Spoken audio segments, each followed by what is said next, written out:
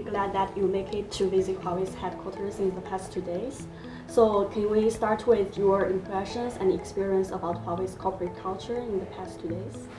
Well, I think one of the things that differentiates Chinese companies that come out of Shenzhen is really innovation is at the heart of the culture. When we went to the headquarters and we saw all of the different zones where how Huawei is investing in technology and improving technology for smart energy systems, for smart cities, for autonomous transportation, and of course in the field of banking and e-commerce and payments and so forth.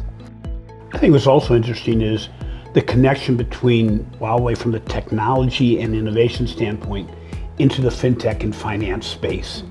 The ability to take your manufacturing skills and the culture that's within the whole organization and to be able to now deploy it in the financial services industry, to see that connection, to be able to see, as Brett mentioned, the issues of like smart cities and everything, and the technology, the chips that are being developed, and even the manufacturing line that we saw today, the phone lines.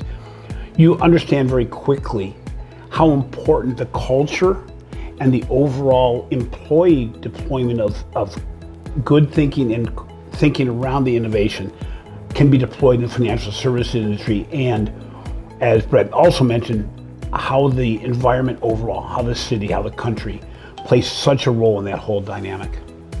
So facing all the expectations, anxieties and fears and doubts about changes generated by new technologies, how should Huawei to cultivate trust in technology and globalization?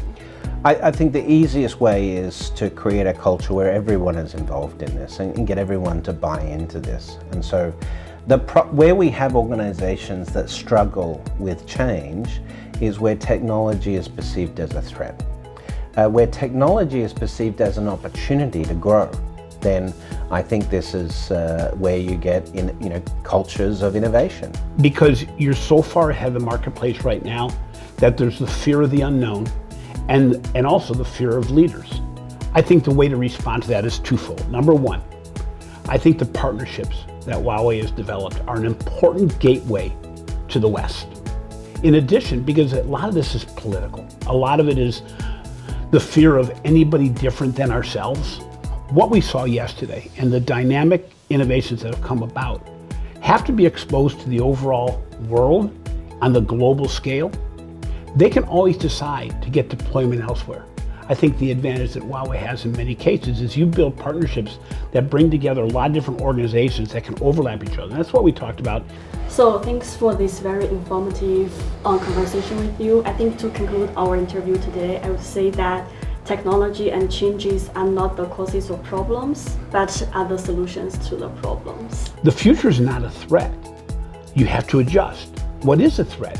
It's if I'm not open to change. If I don't grab fairly quickly, this rope here gets farther and farther away, and it's more importantly, you become closed off to what is a global society. I would agree with that. Yeah. I think there's going to be a huge amount of benefits, but it's also going to be very disruptive.